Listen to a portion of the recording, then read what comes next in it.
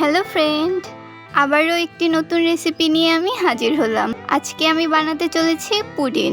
তো চলুন শুরু করা যাক। এর জন্য আমি একটি কড়াইয়ে 5 চামচ চিনি দিয়ে দিব। এবার চিনিগুলোকে আমি গলিয়ে নেব।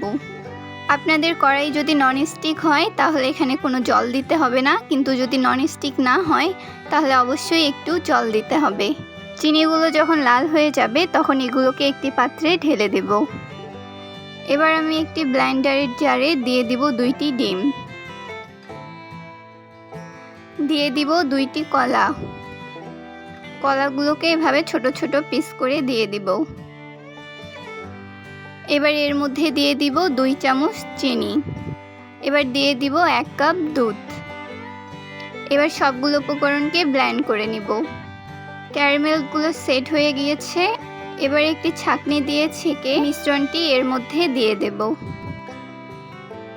অনেক সময় কলার বীজ থাকে, সেজন্য আমি ছেঁকে নিচ্ছি। সবগুলোই সুন্দরভাবে ছাঁকা হয়ে গিয়েছে। এবার আমি বক্সটা ঢাকনা দিয়ে ঢেকে দেব।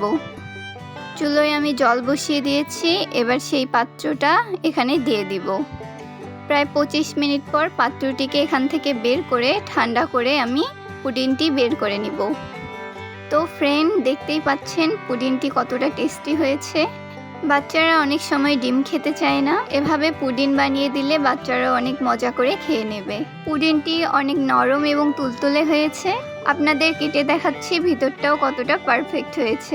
আশা করি আমার ভিডিওটি আপনাদের ভালো লেগেছে। এমন আরও ভিডিও পেতে আমার চ্যানেলটি অবশ্যই সাবস্ক্রাইব করবেন।